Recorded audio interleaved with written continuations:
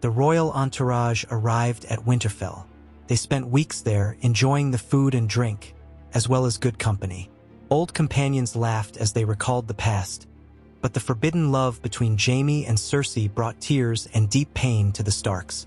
Still, the tired and emotional words of Robert Baratheon were not enough to convince Eddard Stark to leave his home. Bran's fall, still in a coma, had deeply shaken the heart of the Lord of Winterfell, who felt that something darker was looming over his house. "I cannot leave my son while he is between life and death," said Ned firmly.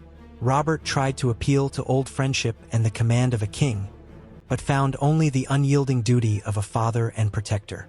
Resigned, the king left Winterfell, departing with his court without the old friend at his side. Deprived of the only man he trusted, Robert returned to King's Landing confused and weakened.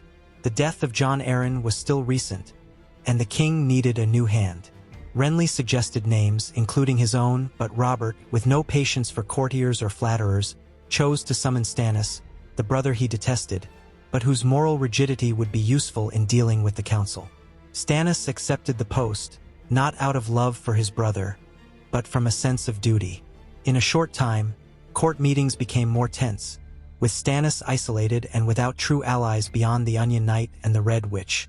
Stannis was disciplined, but not perceptive. He did not notice the glances exchanged between Jaime and Cersei, nor did he suspect the true parentage of the royal children.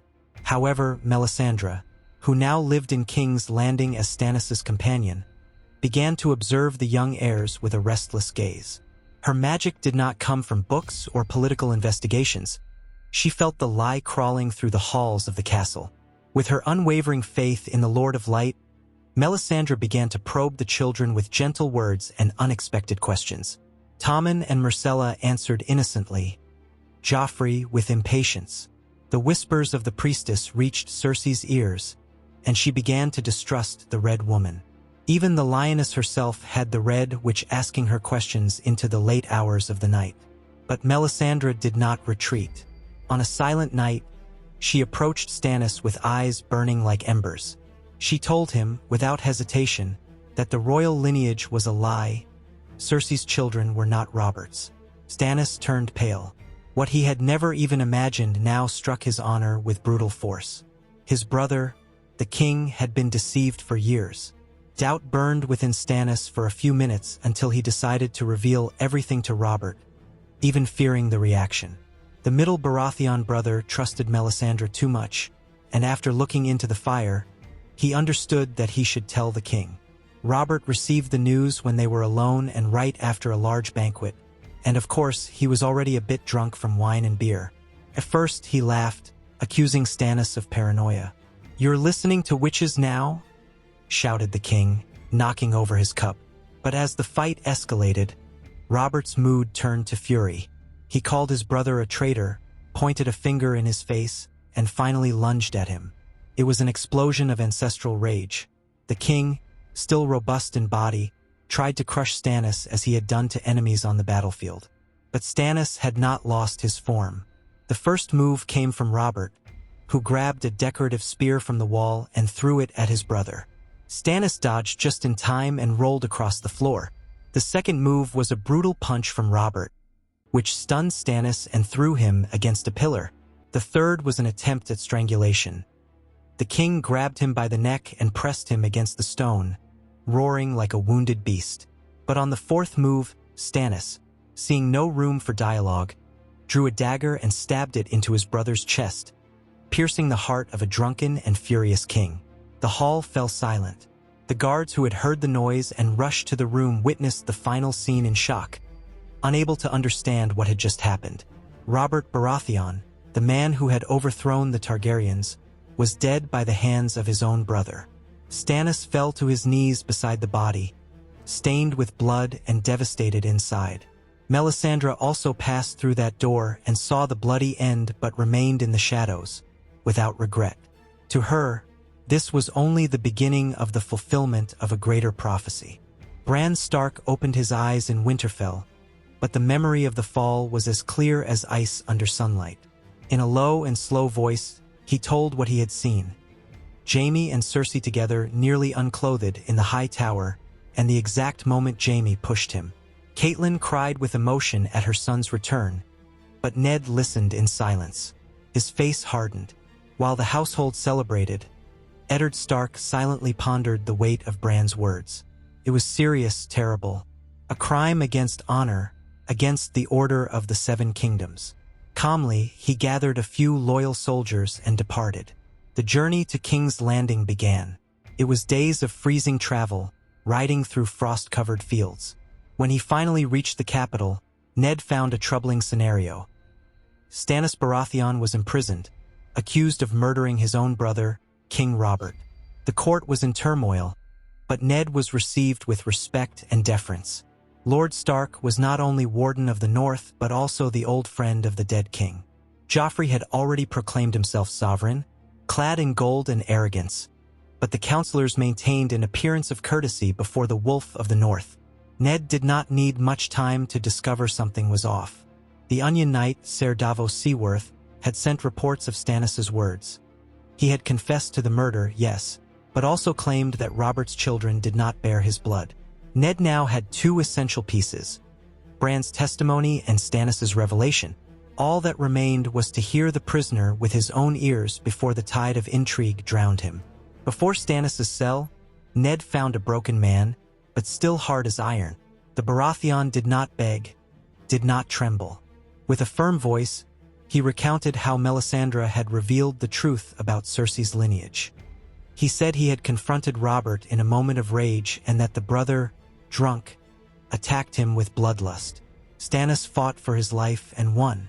"I did not kill him for power," he said, "but for survival."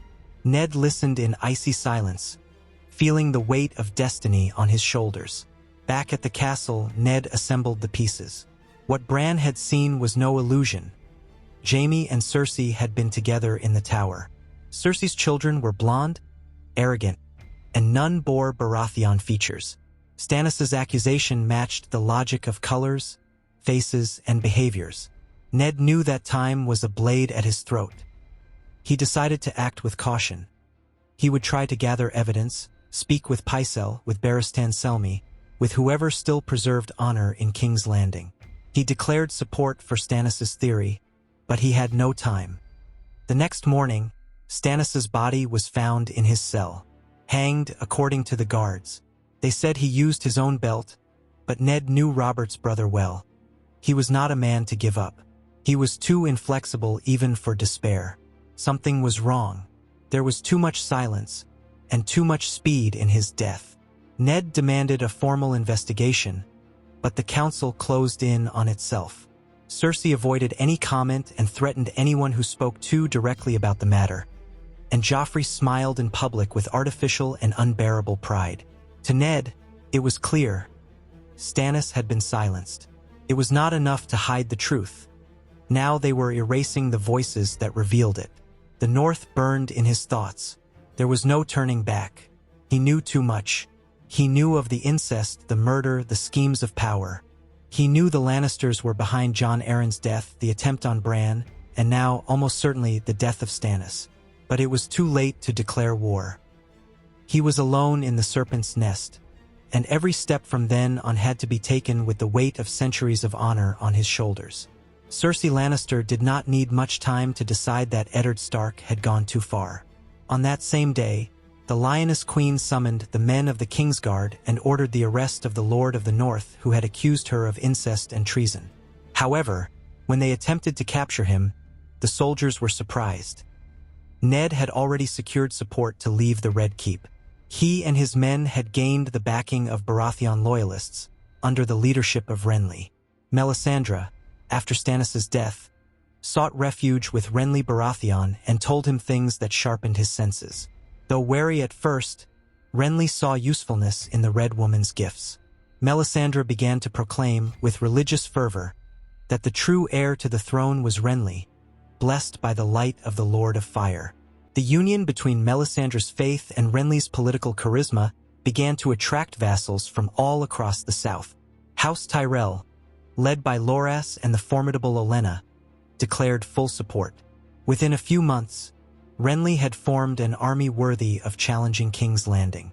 Ned, alongside the Northerners, met Renly in the Reach, where the armies unified. The strategy was clear. March toward King's Landing, spreading along the way the truths that the Lannisters were trying to hide. Letters were sent to every important lord in Westeros. Joffrey's name was questioned, Renly's legitimacy reinforced. Though the young Baratheon was not the eldest, he was the only living and legitimate heir. Melisandre, in impassioned speeches, declared that the Light had chosen Renly. Ned, for his part, kept his feet on the ground, ensuring that the cause was driven by justice, not ambition. The war arrived with the sound of drums and horns. The first major battle was fought near Rosby, where the Lannister forces led by Ser Gregor Clegane clashed with the Northerners. Ned Stark led the vanguard, and even with smaller numbers, the discipline of the North prevailed.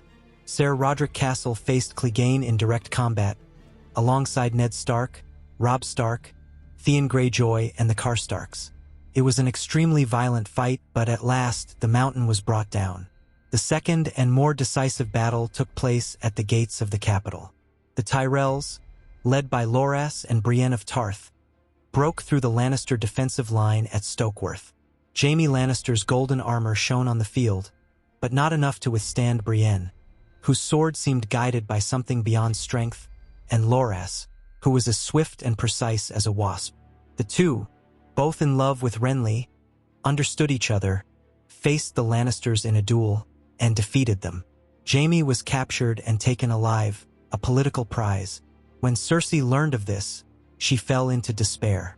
Her allies began to falter, with Renly and Ned's forces surrounding the city, and part of the population revolting due to food shortages and Joffrey's arrogance.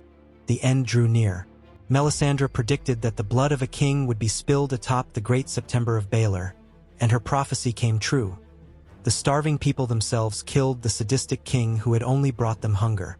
Cersei tried to flee, but she was captured and taken to stand trial for treason. Ned Stark refused any suggestion that he take the Iron Throne.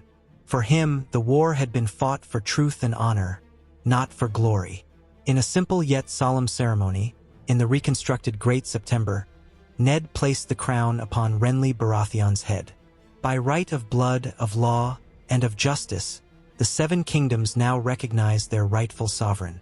The people applauded. Renly, though less prepared than Stannis, proved to be a more diplomatic leader, attentive to the counsel of Ned, Brienne, and even Melisandre. The North returned to its lands, tired but victorious. Ned spent his final years rebuilding Winterfell, teaching Robb the ways of justice, and observing Bran, now awakened, as he developed strange dreams and gifts that helped Westeros against the true enemy in the North. The realm stabilized under Renly's rule, and the surviving Lannisters, wounded and humiliated, did not dare challenge the throne for many years. Truth, though surrounded by blood and loss, had triumphed, and in the silent halls of Winterfell, the echo of Eddard Stark's honor still whispered like a timeless voice.